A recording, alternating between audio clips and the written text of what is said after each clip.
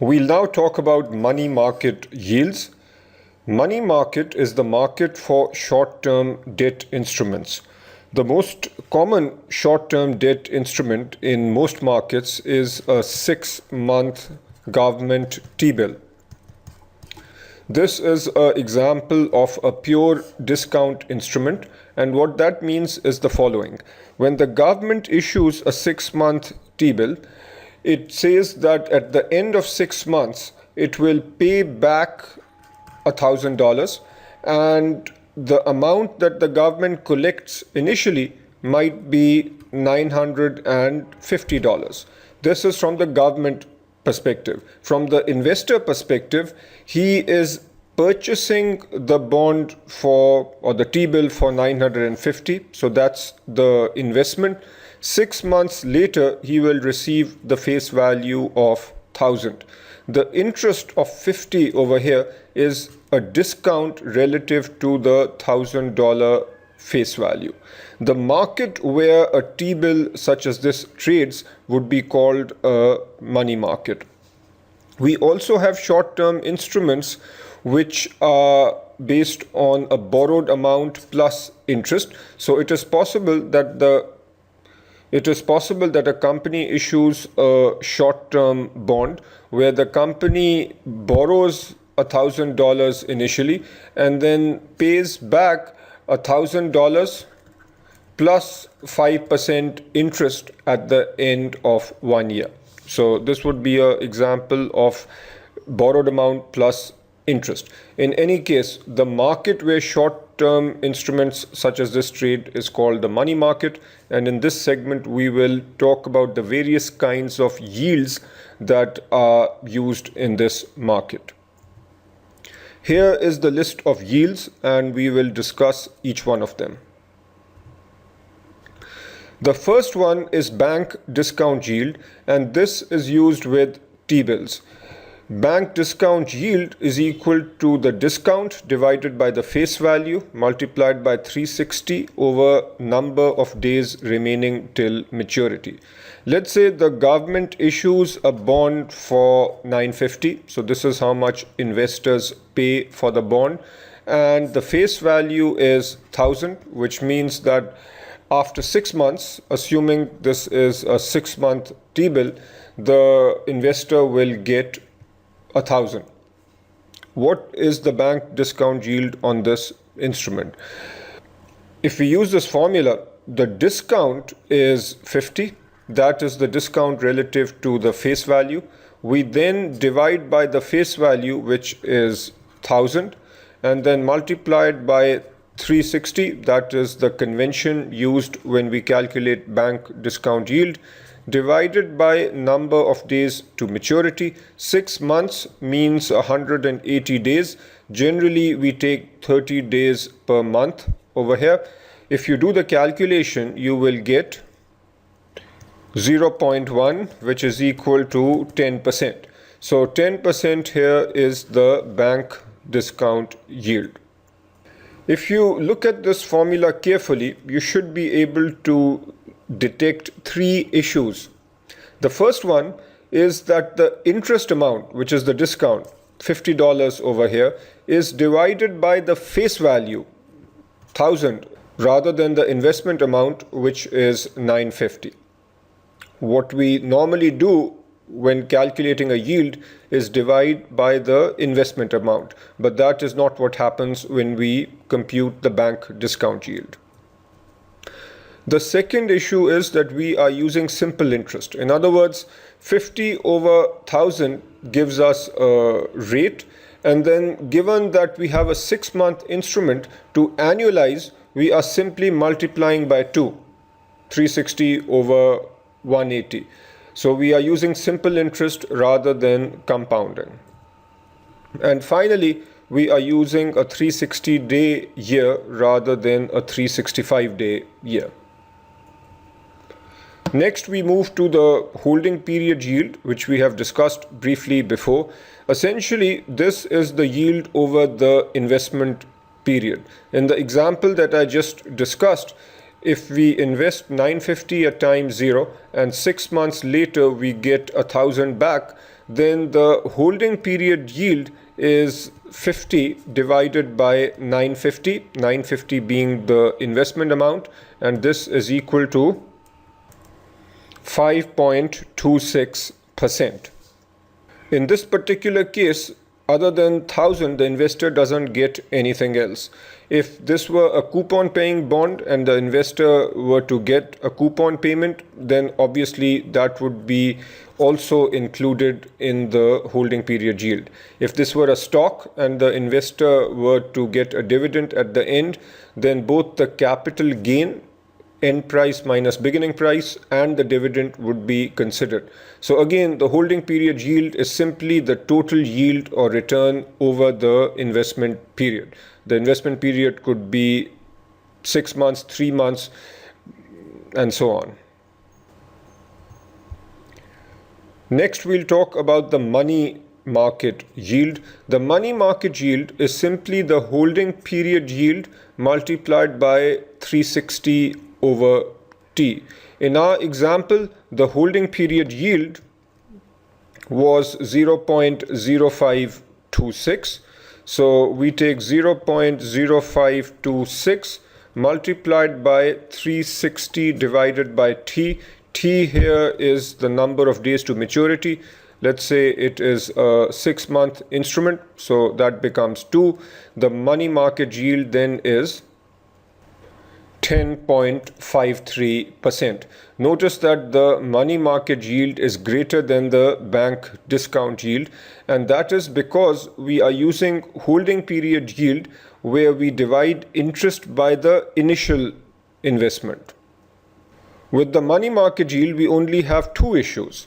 The first one is simple interest, given that we have a holding period yield which is simply being multiplied by 2. And the second is that we use a 360-day year. The issue that we had with bank discount yield, where we divide by the face value rather than the investment amount, that issue does not exist with the money market yield. And finally, the most precise measure is the effective annual yield, where we take 1 plus the holding period yield. In our example, the effective annual yield is 1 plus the holding period yield raised to the power of 365 over 180 minus 1. So notice that we are compounding now, given that we are using an exponent. We are using a 365-day year, and since we have the holding period yield, return is based on the initial investment and not the face value. So the effective annual yield does not have any issues. And this number is also higher compared to both the bank discount yield and the money market yield. Now I want you to try this question, where we have a 90-day T-bill which is purchased for $9.90. The face value is 1,000. So use the formulas that you've learnt and come up with your answers before you go to the next slide. Here is what you should come up with. The bank discount yield is the face value minus the investment amount. So this is the discount number divided by the face value multiplied by 4. 4 because we have a 90-day instrument. So 360 over 90 is 4. We get 0.04, which means the bank discount yield is 4%. The holding period yield is simply the final value divided by the investment minus 1. So that is 0.0101 or 1.01%. We could have also simply done 10 divided by 990 being the investment amount. This will give us the same answer. Money market yield is the holding period yield into 360 over 90. That gives us 4.04%, which is higher than the bank discount yield. And with effective annual yield, we take 1 plus the holding period yield and then raise to the power of 365 over 90 minus 1. And this gives us 4.16%. At times, you might be required to convert between different yield numbers, And in different textbooks, you might see complicated formulas to do this. But rather than memorize complicated formulas, I think it is best if you simply understand the concept. Let us now talk about converting between different yield measures. Say you are given the fact that the money market yield is 12% for a 6-month T-bill, and you are asked to find the bank discount yield. The way you do this is, first compute the holding period yield. Given a 12% money market yield, and given that you know the formula for the money market yield, you can compute the holding period yield. Then, recognizing the fact that if you have a par value of 1000 and you know the holding period yield, that means you can find the discount. If you know the discount, then you also know the investment amount, which is 1000 minus D. You can then easily find the bank discount yield by simply doing D divided by 1000 multiplied by 360 over T. So in some textbooks you'll find complicated formulas, but the concept is fairly straightforward. The trick is to find the holding period yield and then use that to come up with the discount. And then once you have the discount, you can calculate the bank discount yield. If you have the money market yield, it is easy to come up with the effective annual yield, because again, you first compute the holding period yield, and then the effective annual yield is simply 1 plus the holding period yield raised to the power of 365 over T minus 1. If you are given the bank discount yield, then based on the bank discount yield, you can come up with the discount. And if you know the discount and you know the par value, you can come up with the investment amount, which will simply be the par value minus the discount. You can then compute the holding period yield, which is essentially the discount divided by the investment amount. And then the money market yield is simply the holding period yield into 360 over T. And finally, bank discount yield to effective annual yield. Here again, once you have the holding period yield, it is easy to compute the effective annual yield, and the formula has been shown a couple of times already. The bond equivalent yield is a slightly tricky concept. I will explain it briefly over here, but we will see this in a lot more detail later when we cover fixed income securities. Bond equivalent yield is simply 2 times the semi-annual yield, and this convention is used with bonds because almost all over the world, bonds pay a coupon every 6 months or semi-annually. Let's say that you purchase a bond for $1,000 and in return you receive a $40 coupon every 6 months, and then you receive the par value of 1000 at the end of year 4. Notice here that with a $1,000 investment, you are getting $40 or 4% every 6 months. The bond equivalent yield is simply 2 times the semi-annual yield of 4%. So the bond equivalent yield is 8%.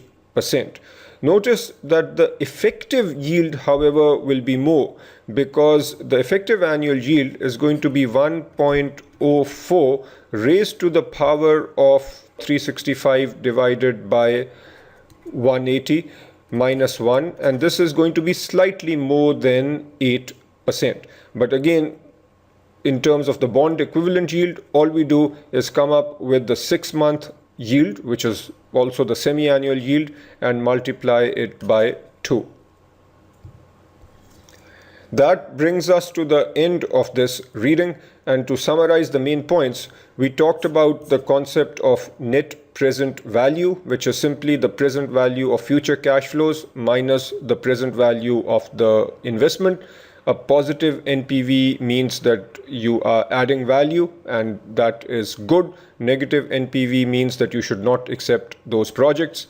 Internal rate of return is that return which makes the NPV equal to 0. and you want to accept projects where the internal rate of return is greater than the opportunity cost. We then talked about portfolio return measurement and discussed the holding period yield. Then we talked about the money weighted return and time weighted return. And finally, we talked about different money market yields. The key items to know over here are the formulas for the bank discount yield, the money market yield, and the effective annual yield. And also the fact that the holding period yield can be used to go or convert between these different yield measures. Final remarks. As I say at the end of every reading, go over the learning objectives in the curriculum and make sure that you understand all of them. The examples and practice problems in the curriculum for this reading are a little bit difficult. You can try to do them, but if you have problems, don't worry too much. At the very least, try to read the solutions and make as much sense of them as you can. But it is extremely important that you practice as many questions as possible from various other sources, the practice problems that we provide, and so on. If you do sufficient practice, this material is going to be easy. Also, the material that you see here is foundation material for what will come in many other parts of the course. So make sure you understand time value of money and the various applications of time value of money very well. That's it for now.